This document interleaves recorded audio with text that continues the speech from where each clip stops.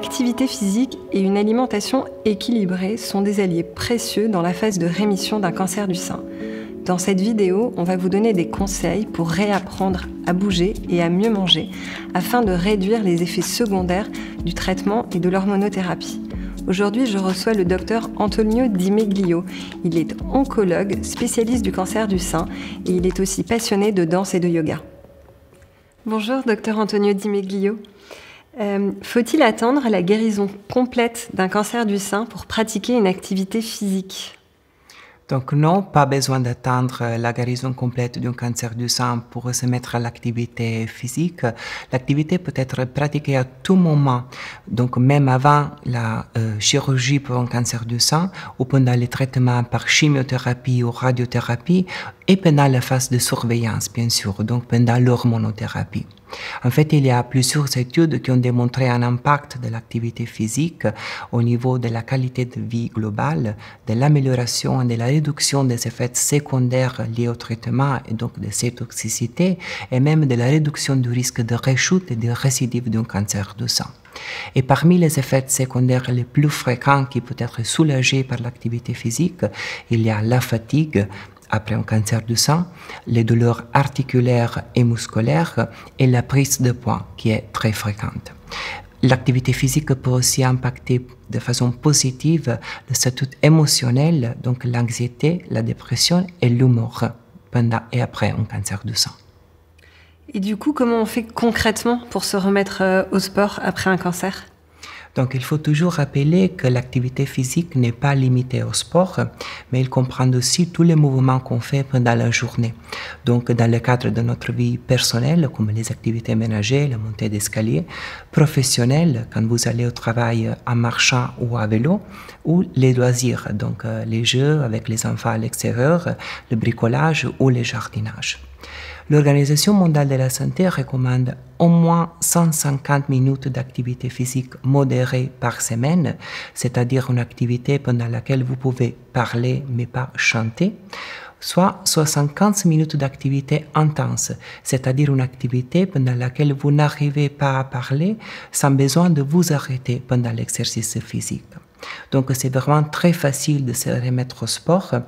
Votre médecin peut vous prescrire aussi un programme d'activité physique qu'on appelle adapté, donc qui est vraiment sur mesure et adapté à vos besoins, vos capacités et bien sûr vos envies.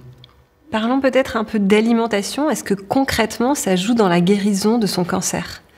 Bien sûr, l'alimentation, c'est une autre brique très importante en cancérologie.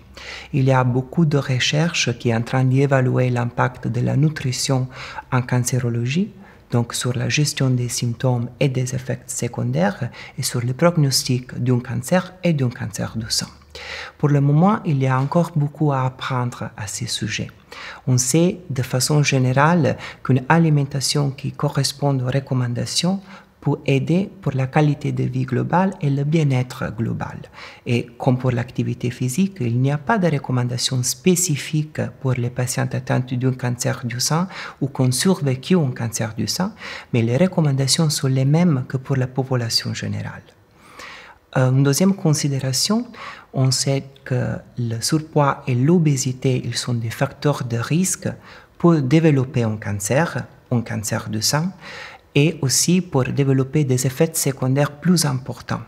Donc l'alimentation, si couplée à l'activité physique, il peut nous aider à garder un poids idéal, à rentrer dans un indice de masse corporelle normal et à garder cela pendant les traitements et la phase de surveillance après un cancer du sein.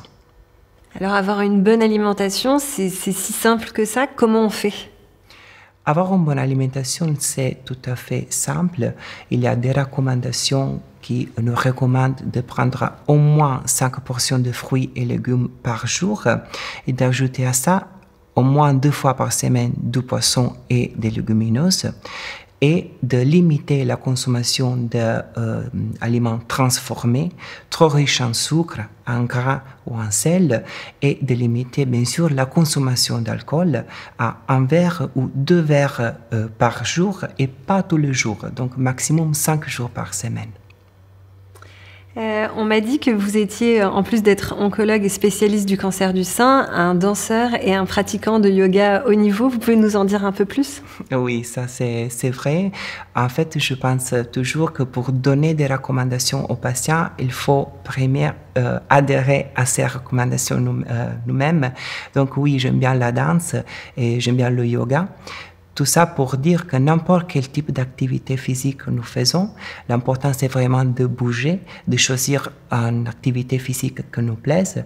Donc on peut choisir la marche rapide, la natation, le vélo ou même la danse et le yoga. Donc c'est vraiment n'importe quel type d'activité. Merci beaucoup, Dr Di Meglio. Merci à vous.